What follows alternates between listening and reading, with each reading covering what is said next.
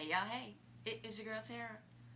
Let's just get into it. Okay, so a few months ago, I posted a video and I believe the title said, "What really happened on the 7-day Carnival cruise that I went on?"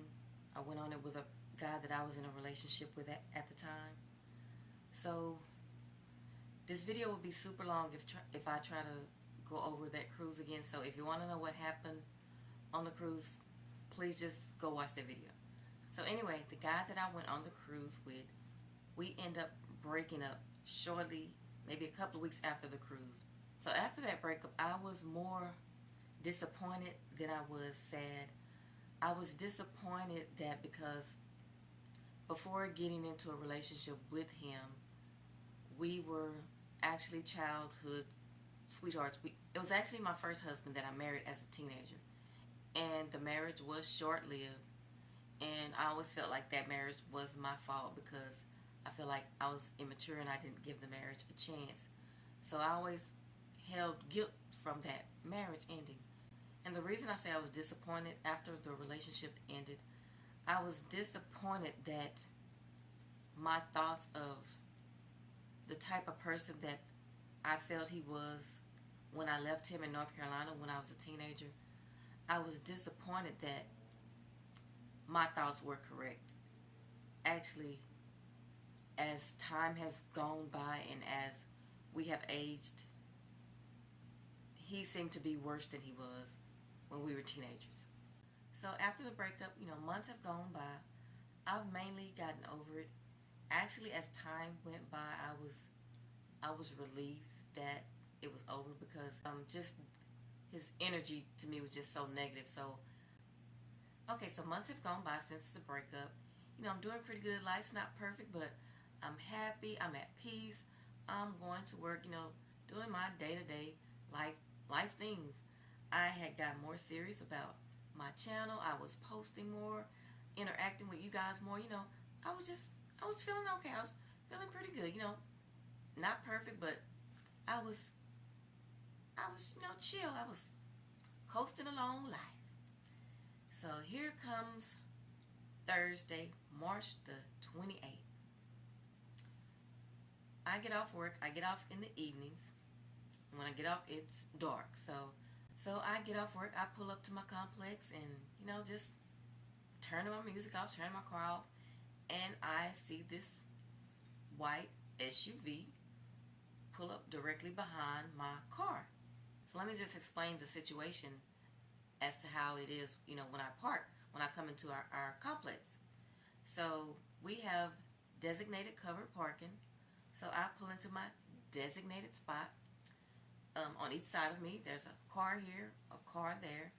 In front of my car is it's not a gate, but it's like it's a concrete wall. It's a concrete wall. It's not real tall, but with me being short, it's too tall for me to jump over it in case I'm in danger and need to jump over it. And the way this SUV pulls behind me, it pulls behind me to where like it's part of it is directly behind my car.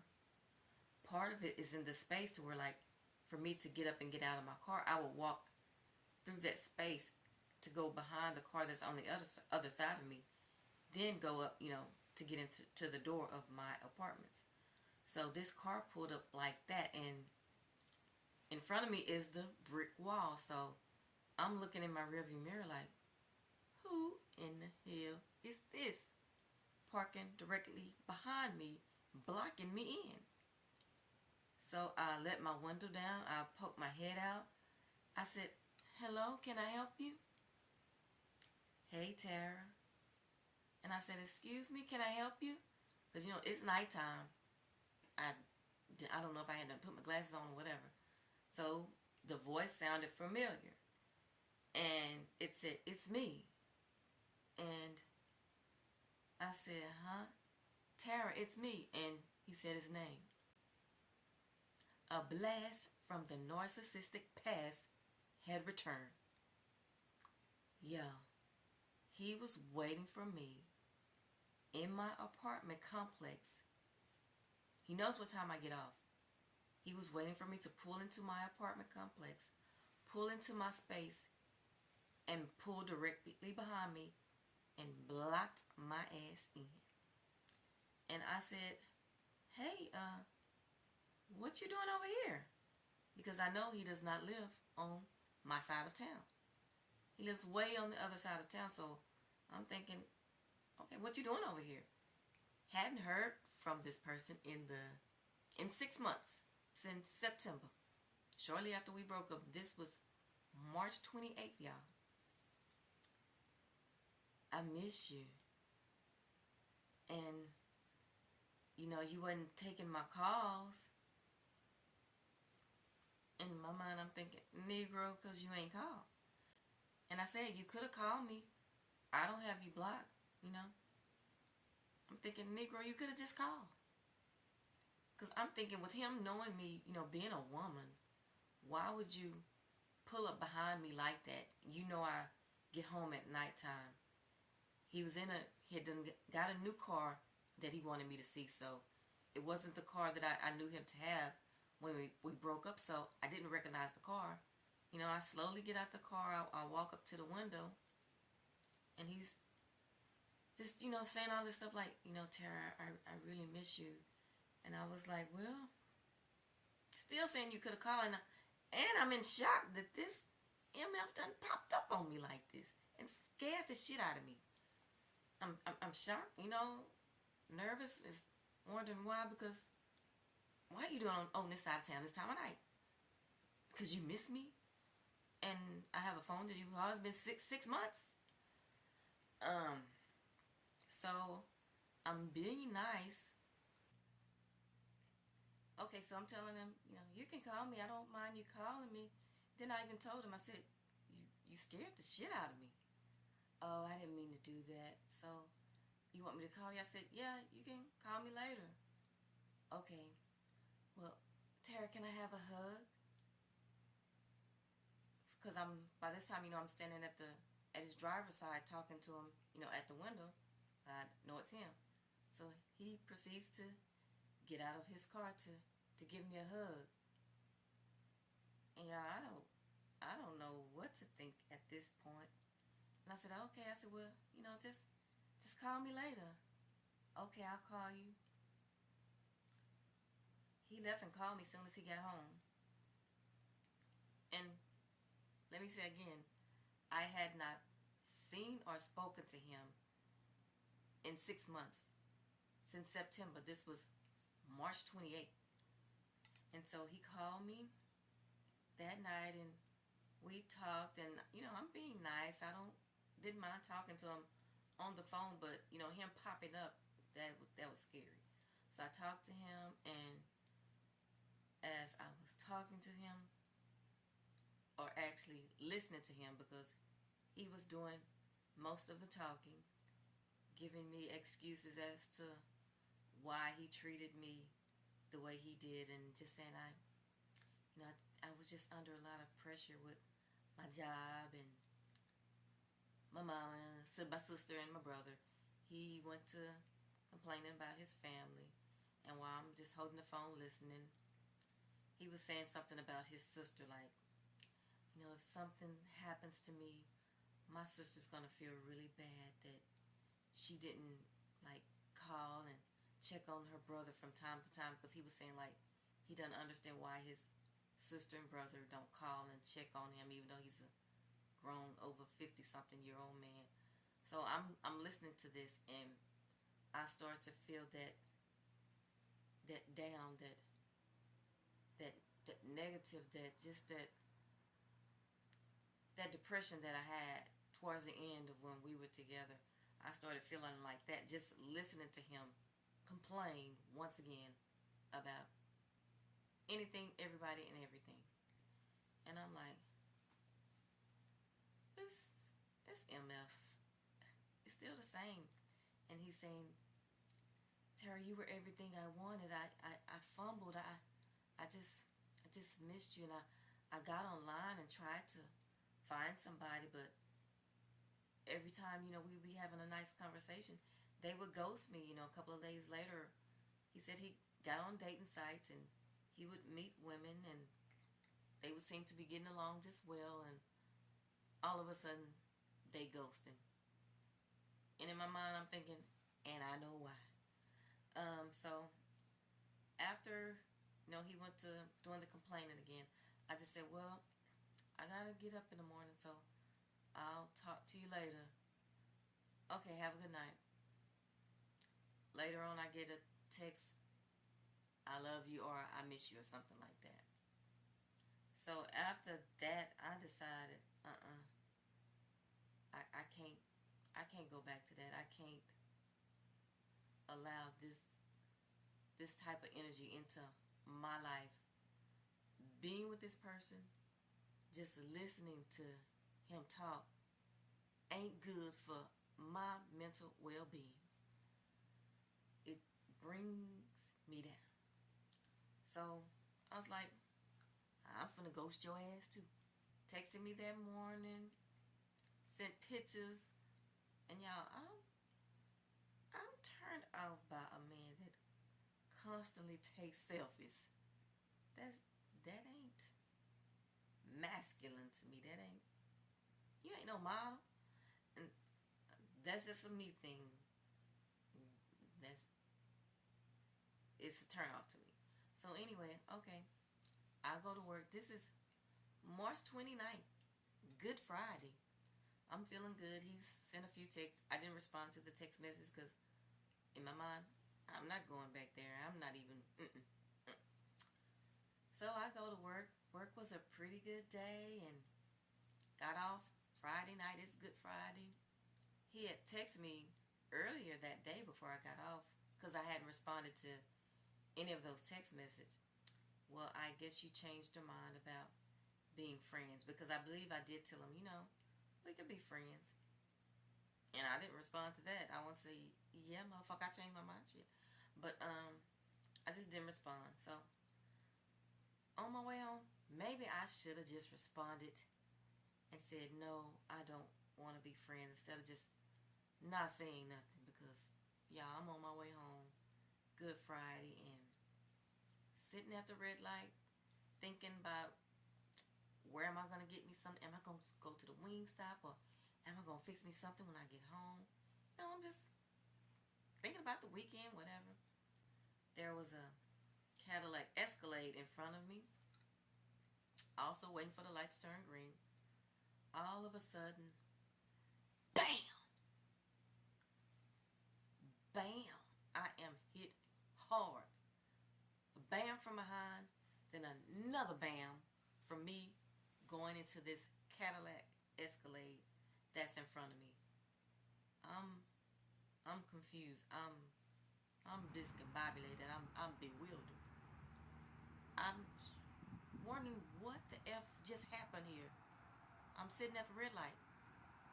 So the lady who's in the car, in the Escalade in front of me, she gets out the car. I get out the car.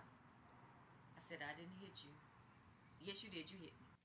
I was hit from behind by a drunk driver speeding on the road, slammed right into the back of me, y'all. He was in a pretty good sized SUV. The car in front of me, the Cadillac Escalade, was a pretty good size. Their cars had minor damage. I was sandwiched in between them. My car had the most damage. And when I slammed into her Escalade, it actually burst my radiator. So y'all, I'm just like, what am I gonna do? Penny pinching. Call myself, trying to save money so I could be comfortable after I pay my bills. Penny pinching. I only had liability. I had dropped my PIP. I had dropped my uninsured motorist because my insurance kept going up on their rates. So I was like, I'm gonna fix y'all. Just give me liability. I fixed my damn self is what I did. I should have kept the coverage. I should have just cut back other places. So y'all, if you got a car, please keep uninsured motorists and personal injury protection if you can, as much as possible. Hard lesson I learned, because I'm sitting there thinking, What am I going to do? First, I'm thinking, okay, he's got insurance. Because, you know, it's a state law. You are required to have liability insurance. Get out the car, you know, I'm asking him, what happened? Why'd you hit me? I'm sorry. Are you drunk? Yes, I'm sorry. So, okay, I call the police. While I'm taking pictures of the damage, because I'm thinking, okay, his insurance going to pay for my stuff. You know, I'm taking pictures. Text pops up. Just checking to see if you made it home okay. It's the ex again. Another text message. After the ones I didn't respond to all day. So prior to him sending me that text, I had called an old friend of mine that usually washes my car from time to time. I had called him and he didn't answer because he works several jobs. So I was just going to wait a few minutes and try to call him back again because I didn't know what to do. So I did respond to the text. I said, I've just been in a wreck. So when I said I've just been in a wreck, in the response, he called me. So when he called me, I answered and I'm in the wreck, and I had told the police, you know, the guy says he's been drinking. Police wasn't trying to hear nothing I said. He was just wanting us to exchange each other's information so he could go on about his business. He didn't want to do no work. So when he called me, he said, Tara, where are you? So I told him where I was at, and he did come. I was appreciative of that. He said, I'm on my way. He got there in a few minutes, maybe 10 or 15 minutes. So when he came, once the policeman saw that a man was there with me, oh, he wanted to do his job then because, like I said, I had told the police more than once. I had even said it when I called 911. The guy says he's drunk. Drunk driver hit me. So when he came, he went up to the police officer. You know, it's a male figure now. Good evening, officer. So, and I had told him, I've been telling him that the man is drunk. And he not acting like he not hearing me. So he went up to the policeman. Okay, he said he's drunk. Are you going to do a sobriety test on him? So then the policeman act like, oh yeah, I was going to do a test, but my interpreter has already left. He was saying that the lady who was in the Escalade, which was a Hispanic woman also, the guy who hit me was Hispanic. He claimed she was the interpreter that he was going to use for the sobriety test. But he's like, well, so I have to call somebody to come and do it. I was thankful for him during that time when he showed up because, yeah, I was in shock, and I was just, everything was going on through my mind. The guy showed us an insurance card, but when the police said he ran all of our tags, he told me and the lady in the Escalade, he said, your insurance showed up. Your insurance showed up. Nothing showed up for him, so more than likely, he doesn't have insurance. So when the policeman said that, because he showed us an insurance card that had just expired at the beginning of March. This is the end of March. So I'm just thinking, what am I going to do? Is my car even fixable? You know, everything, all of this is going through my mind. While I'm watching them do the sobriety test, he came and said, Terry, your car's not going to be drivable. You can't drive it home. And I was like, no.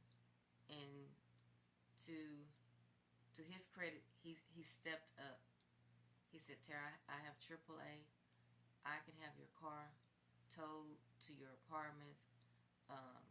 In the morning, I can come out there and look at it and see how bad it is. See if it's fixable or whatever.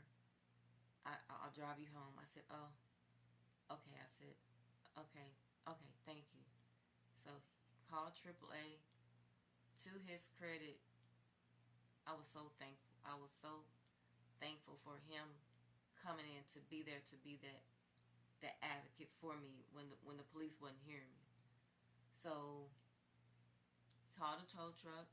They towed my car to my apartment complex.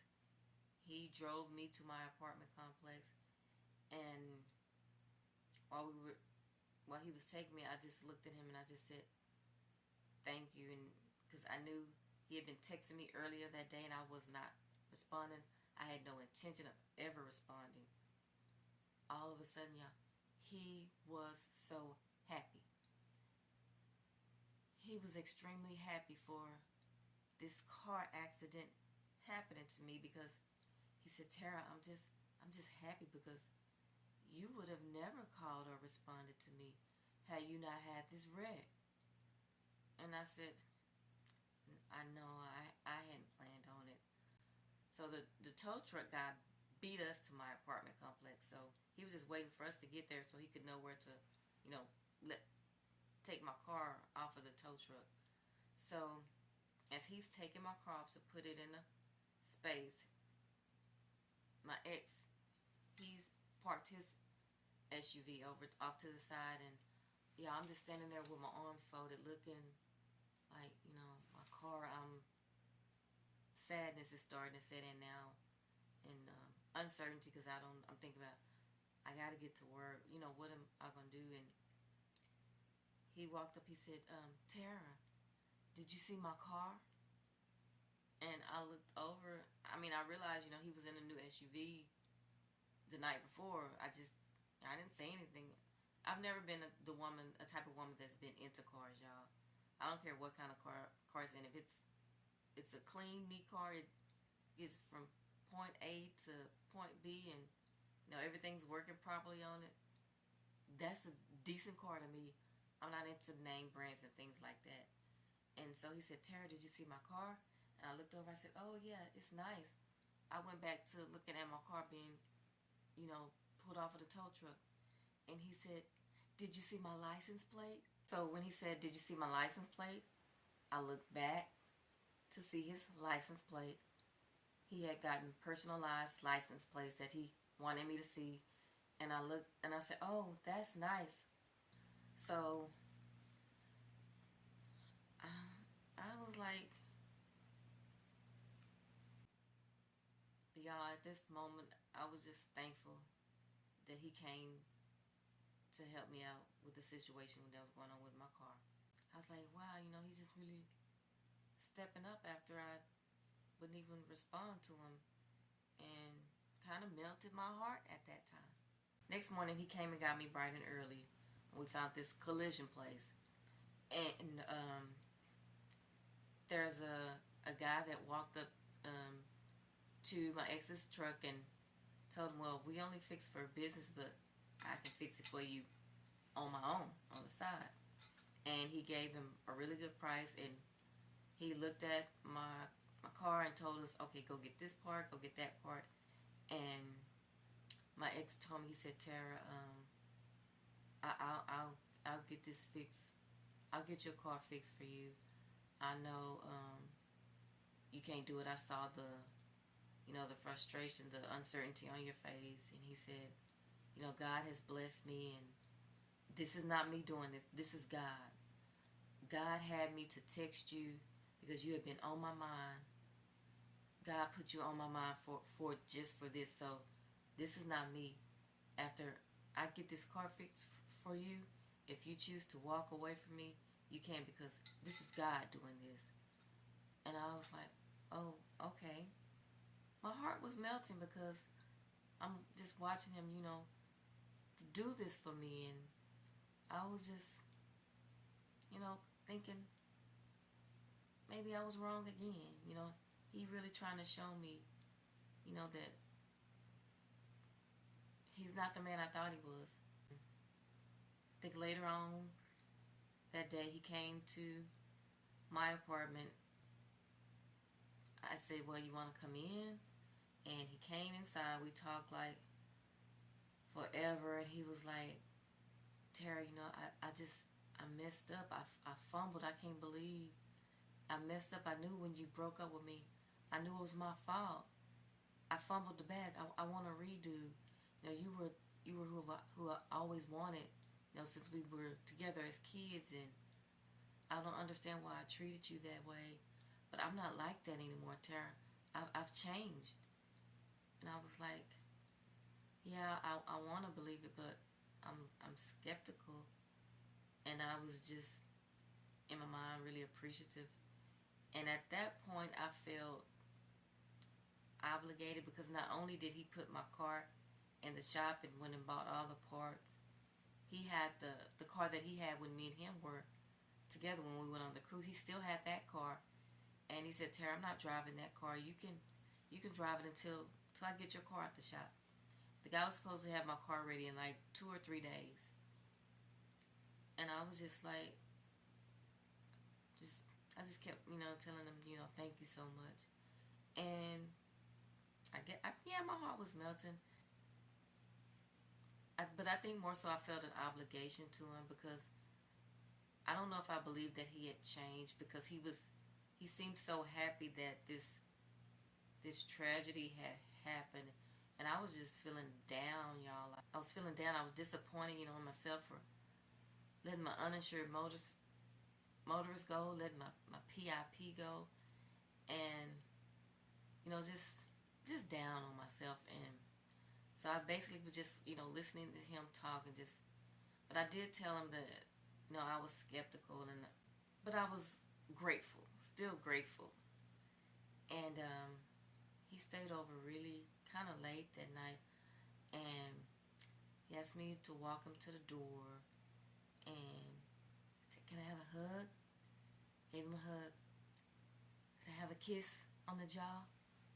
Kissed him on the jaw. "Can I have one on the lips?" Okay. And honestly, y'all,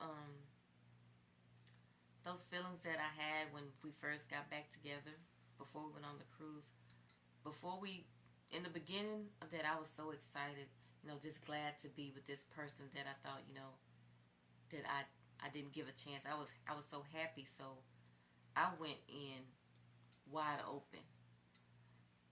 I asked him what did he need from me, what he told me he needed. I tried to give it to him. I tried to be as loving as I can, and I was just vulnerable and just happy in the beginning. And I had told him, in the beginning about how I had went through a bout with alopecia, how I had just went completely bald. And in the beginning, he just made me feel so comfortable, so safe. And he was like, "Tara, none of that matters to me." And I had I don't know if I had a wig or a ponytail. He's like, "You can take that off. I don't care about none of that. I've always wanted you. You're the one." But towards the end, everything that he made me feel confident about, made me feel safe about, he had taken all that away. He had made comments about my hair, like, "Why don't you go to the beauty shop? Why don't you do something with your hair? Your hair is thin, and you can see the spaces in your head." And I know for a woman that's had alopecia, that can mess with your self-esteem if you allow it to. And I realized at the end, he wanted to take away my self-esteem. He was trying to do that because I was just this outgoing, not conceited, but just just out. I was confident, that the bout with alopecia, it wasn't bothering me anymore. But he was say things to almost make me to take away from my self-esteem, So, and I was telling him all of, that about how he made me feel. And I said, "You started out so nice, and towards the end, you became so mean." And he was just saying because he was under pressure on his job, and his mom, his brother, and his sister. But he was assuring me that he was not that person no more. He wanted to prove it to me. And he asked me the next day to go to the movies. I said, "Yeah, I really don't want to go, but if you want me to go, I'll go to the movies," because it was a Godzilla. I never liked Godzilla movies. So I didn't say it, but I started to feel like I had just been in a wreck, y'all. By that time, my back had started to hurt, and I told him I really didn't want to go to the movies, but I'll go if you want me to go. "Yeah, I want you to go to the movies with me." Okay, so that kind of made me feel like, okay, he feels like I'm getting your car fixed. You're obligated. I didn't say that. I kind of just felt it because of the situation that I've been in. He wasn't like saying, "Well, you've been in a wreck. You need to get your rest. Go to the movies with me." I was like, "Okay, I'll go to the movies with you." I don't like Godzilla movies. So I sat in the movie theater most of the time with my eyes closed. Um, by that time, again, my back had started to hurt. So during the movies, he wanted to hold my hand. He wanted to hold my hand while we were driving in the car. So it didn't bother me. It wasn't bothering me at that time. After the movies, he said, let's walk around. I was really just ready to come home, y'all, and get in the bed. But I kind of felt a little obligated. Like, he's done all this for me. I can go to the movies with him, and we're going to walk around, this shopping center after the movies. So I felt like that's the least I could do. Then we started to talk on the phone more after that. And during that time we were talking on the phone, I started to hear some of the old ways in his conversation, but I was trying to dismiss it. Because again, I'm appreciative of everything this man has done. He did not have to do it. So I'm dismissing that. I'm dismissing the signs that I hear that he's still the same person. Days went by, so y'all, he was just happy because I was kind of dependent on him during that time. He was calling, checking to make sure the guy was working on my car, using the parts that he bought. He was going checking it every day. Then he was like, will you go to Mississippi with me? My dad's side of the family is having a family reunion. I'm saying yes to everything. I said, yes, I'll go to Mississippi. He said it was on maybe sometime in June or something. I can't remember. And he said, will you go to San Antonio with me next weekend? And San Antonio is a drive. I'm in Texas. San Antonio is in Texas, so it's like a 4-hour drive from where I live. And I said, well, I just been in a car wreck, and I'm kind of nervous, right now driving long distance. Let's put that off for a while, because he said he likes to go every weekend somewhere, and I just wasn't ready to drive long distance, that soon after being in a car wreck. But I told him, okay, I'll go to see your dad's side of the family with you. I had agreed to that. I was actually agreeing to just about whatever he asked me to do, y'all, because I felt obligated because of everything he was doing, with my car. And then another night after we talked, he texted me the next day while I was at work. He said, Tara, I was going to cancel this trip. I booked it shortly after we started talking this time. So he booked it right after he came to help me, after the car wreck. So he booked this trip right after he showed up, to help me with the car wreck. I don't know if it was the night or the next day. But see, he said he had booked this trip somewhere in the Bahamas or something. He sent me a picture.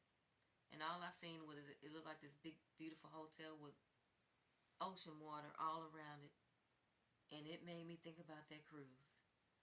And I was like, I'm not doing this again. So I told him that I can't do, because I didn't want to go anywhere that far right now. I didn't want to go out of the United States right now. I said, let's just do things local. So in my mind, I'm thinking he had already put in his head, after I do all of this for her with her car, me and her are back together. Next day while I'm at work, I was calling him on my lunch break, and he was texting me, telling me to call him when I got to work, call him when I got home. I was checking in, y'all, like I was on parole. I was calling on my lunch break. Y'all, I started feeling like I had just been a prisoner let out of prison and I was on parole having to check in with my parole officer. I was calling when I got home, checking in.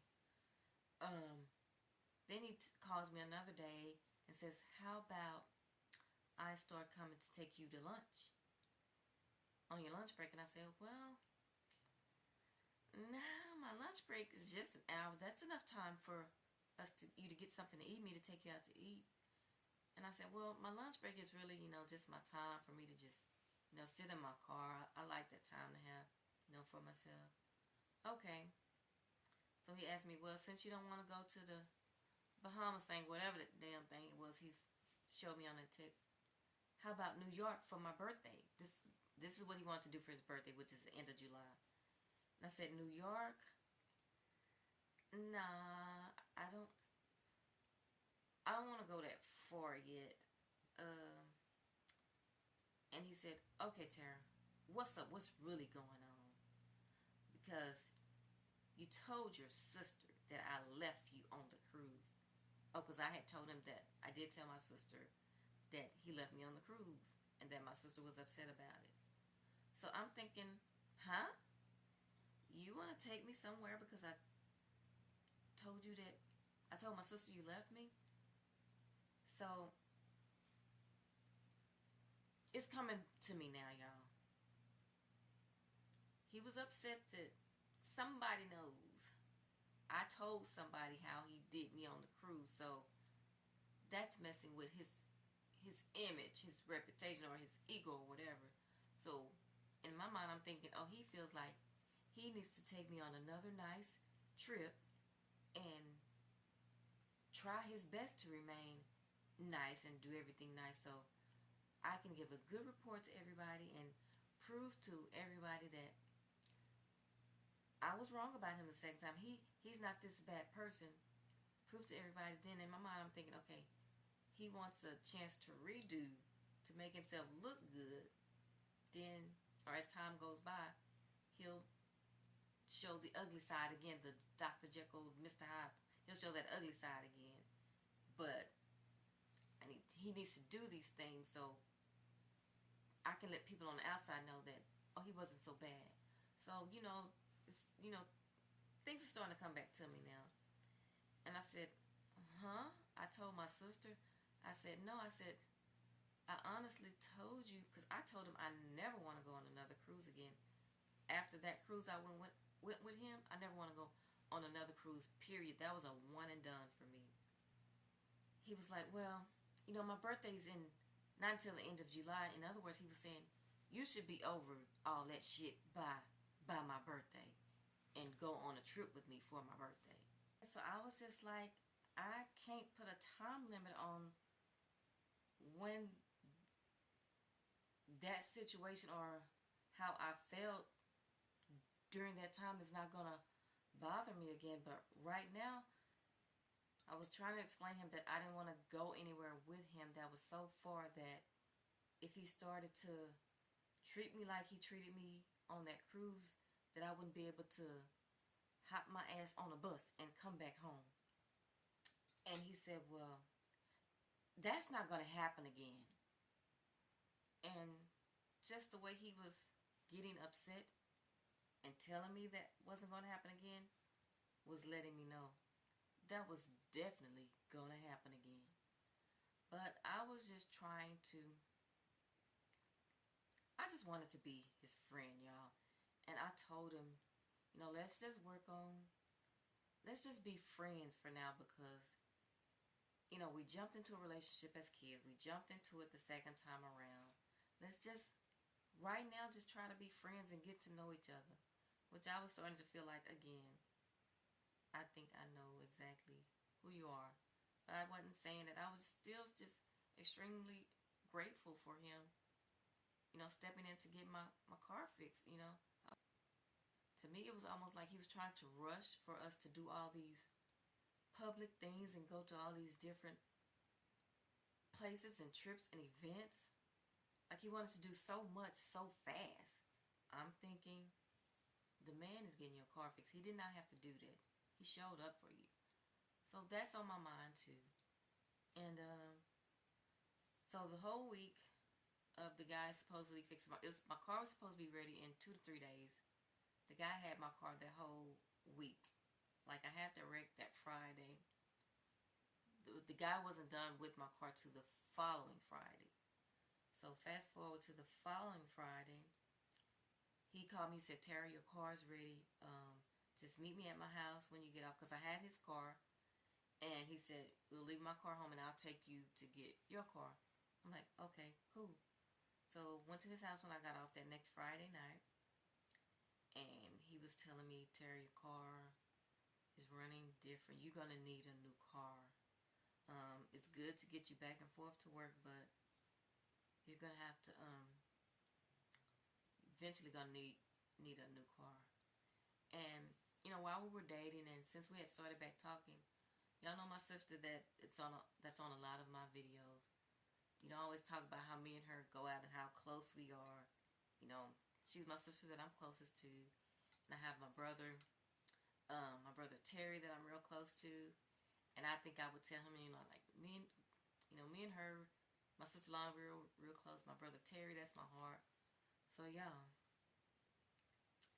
he's already told me he wants us to get back together. He wants to prove to me, you know, that he's changed. He's not that man that he was when we were together on that cruise. So while I'm in the passenger seat, he's taking me to the shop to go pick up my car. And mind you, this is late at night. He tells me, like, he was speaking to me as if I was a child being scolded. He said, I've taken you as far as I can, you know, as far as your car is concerned. What you need to do now is ask your brother and your sister to help you with money to get you a new car. Excuse me, say what? And I said, no, I'm not going to ask my brother and sister. I can get me a car. I just gotta, you know, do better than what I was doing with my finances. Maybe get me a second job. And I said, no, I'm not gonna ask my brother and sister to give me a car. They wouldn't ask me to do anything like that. We're grown. But I'm thinking in my mind,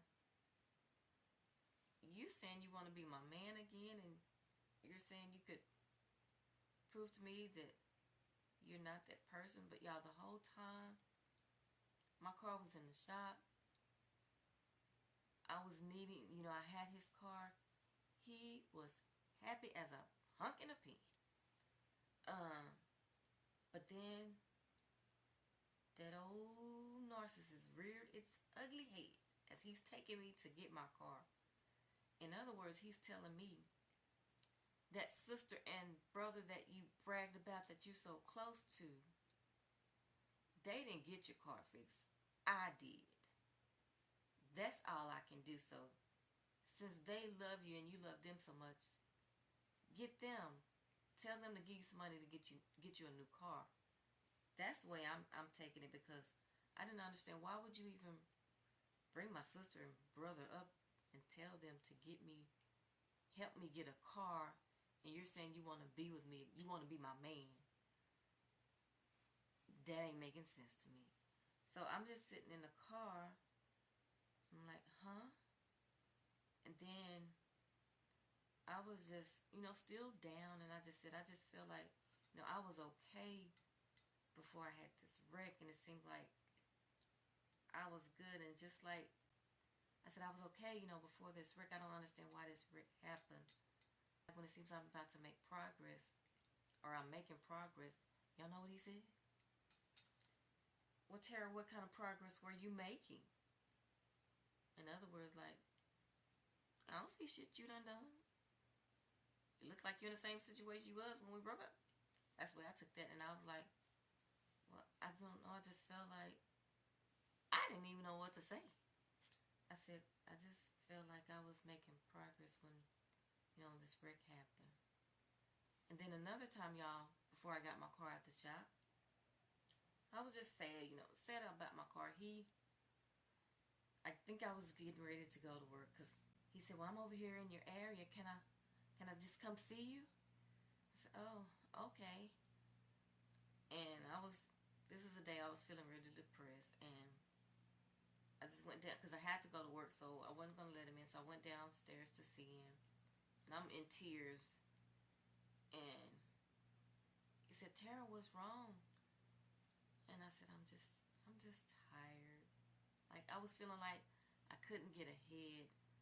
I should be better, at the age I'm at now. I was just, having a pity party with myself. And that he reiterated again, Tara, this is not me, God. You don't have to worry about your car. Your car is getting fixed. So why are you crying? And I'm happy. And I'm bawling, y'all. And he hugged me and he said, I just want you to come see you so you can see how cool I look in my hat. And I said, oh, you look nice. I'm in tears saying this. Oh, you look nice. Okay, so again, back to him taking me to get my car. So he took me to get my car. Came home. Brought my car. He wanted to come in. Again, it's late at night. Also, the day that he took me to the movies, when he brought me home, like I said, he wanted to come inside. I think he was wanting some sparks to fly again, but I wasn't feeling it because when we were together prior, I tried to be everything that man told me he wanted. I gave it to him whenever he wanted. So I think he was wanting for the sparks or to reignite something, but it wasn't in me. And I had told him, that person that I was when we got together, I said, that person, I feel like is gone. I said, all I can be is friends, So, but that day after he took me to the movies, he came in and he was like, can I have a hug? Okay. Hug. Can I have a kiss? Jaw. Kissed him on the jaw. He kissed me on the jaw. Can I have a kiss on the lips? Kissed him on the lips, and he was kissing me around my lips, and it wasn't there for me no more, y'all. It was gone, because I was like, when he had me in any and every way he wanted me, he belittled me for it. You know how person can, like a person can say, ooh, I want you to be like this in the bed, and be like, give it to me, like this, and you give it to them how they say they want it, and then they put you down for it later, like, that's how I felt. And I felt like I don't want to do that no more.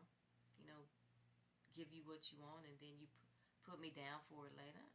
I wasn't feeling that. But anyway, that night, yeah, just, I didn't feel it, y'all.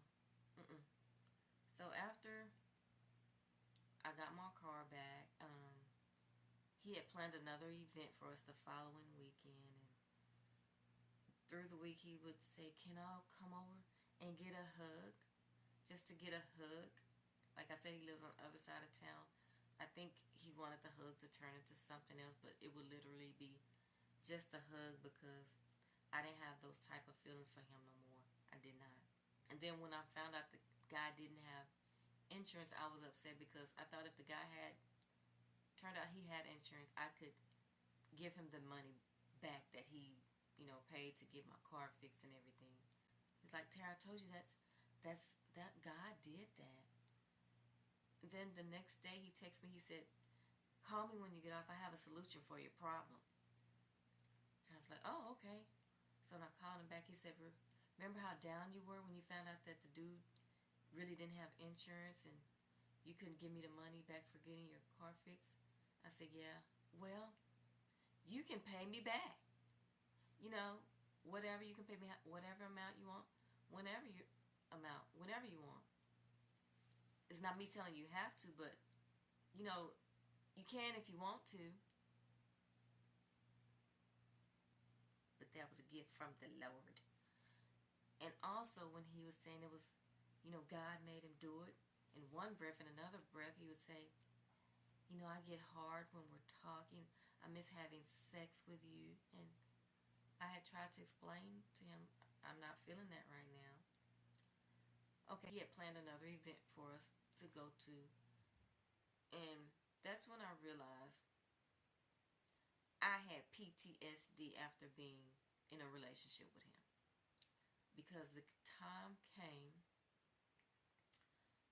for us to go to this event called the Main Street Festival in Fort Worth, downtown Fort Worth. That, I think it was on a Sunday, because it rained that Saturday. It was a whole weekend. That day came, y'all, and my heart was beating so fast. I was having shortness of breath, like I couldn't breathe, because I was thinking about how the day was going to be, and I'm going to have to walk around, and I'm going to have to hold his hand. He's going to want us to appear to be a couple and want me to kiss him and compliment him, because the day when he took me to the movies, I told him, you look nice. But when he brought me home, he was getting ready to leave. He said, so I look nice? You like how I look? I said, yeah, you look nice. You like my cologne? Yeah, you smell nice. And I'm thinking he's going to want to hear that. He's going to be saying, how do I look? Like, do I smell? You like me? Those are the type of things he will ask me and want to hear me say. Yeah, I like you. Yeah, you look nice. Yeah, you smell good. And I was going to have to hear the negativity of him talk about his job. He still does that. And my heart was just beating so fast, and y'all was just in tears. And that morning, I had started trying to do Uber Eats because I was wanting to pay this man back his money. And I realized I can't be driving right now because I'm traumatized from the wreck. When it was time for us to go to this festival, when he had called that Saturday because I think it was a weekend that he had his daughter. And he asked if he could come see me that morning, when he usually say he wants to devote all his time to his daughter. And I said, I'm not going to be doing nothing today. I said, I'm just going to be chilling. And he said, well, I want to come over there and chill with you. I want to come over there and chill, be up under you sexy, and cuddle with you. After I've told him multiple times that all I have to offer right now is friendship, because I wasn't having those intimate feelings towards him, right now, or at that time. And when he said that, I realized, you're disregarding everything that I told you. Disregarding the boundaries that I want to have. So, and I was having an anxiety attack the day of that event that we were supposed to be that Sunday. So when he called, I said, I'm not feeling good. I'm not going to be able to go. You go ahead and go without me. After that, things went downhill from there, because I think in his mind, she's got her car back, so she don't need me for nothing else, so she's pulling back. I stopped checking in as if I was on parole. I would call when I got home. I would only text when I got to work. The texts and calls got lesser. So the last time I texted him, he said, this was the weekend before Mother's Day. I was just letting him know I got home, and it was a Friday, and earlier that day he told me he wasn't feeling good and he wasn't going to be doing anything. Then I think I checked on him. He said, yeah, you have a good day. I'm getting ready for my friends to come over. He said he was having friends, and I said, okay, have a great day with your friends. I'm glad you're feeling better. This was Friday before Mother's Day. Saturday came, I didn't text him, so Sunday came, I thought, he's not going to call to wish me a happy Mother's Day because he's upset that I pulled back. and he's gotten my car fixed. So Sunday, I didn't get a happy Mother's Day.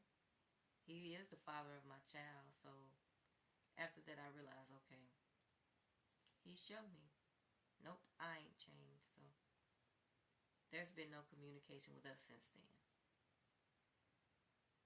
It ended. Him not even calling or texting to say happy Mother's Day let me know that he felt the type of way, and let me know that he felt like I was obligated once again, because even though he said it wasn't him, it was God did it. He felt like I should have been obligated to do whatever he wanted to do because of what he had done for me. And even with us talking this go around, and I was trying to explain to him, and it was like, I'm telling him, you know, you did this, you talked to me like this, you treated me like that. Why? There was no real explanation as to why. It was just, I must have been extremely stressed, you know, with my job. I be stressed too. A lot of us are stressed. Stress makes you belittle people, makes you curse people out, makes you leave a woman totally alone on a cruise in another country. I wanted to just be his friend, but he wasn't accepting of just friendship. He constantly, every day we talked, wanted more and disregarded anything I said. I would say it and he would say, oh, well, I see that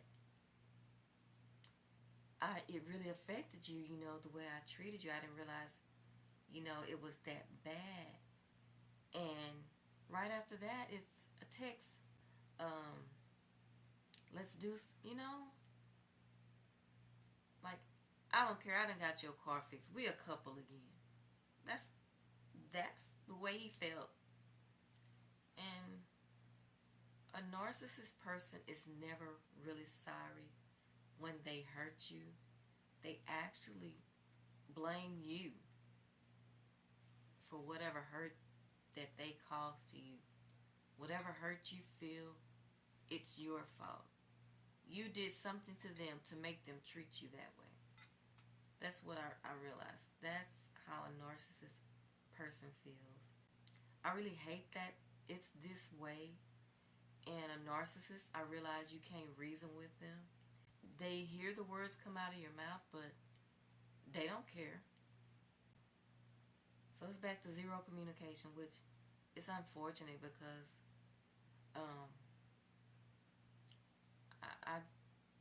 I still appreciate him coming through, you know, for me, you know, when I had the accident. I feel like maybe it happened because I ghosted him because I wasn't gonna respond to his text message no more. I wasn't gonna communicate with him no more. But those anxiety, those panic attacks, those were real. My intentions were to be a friend, be appreciative, but I want to know more than friendship.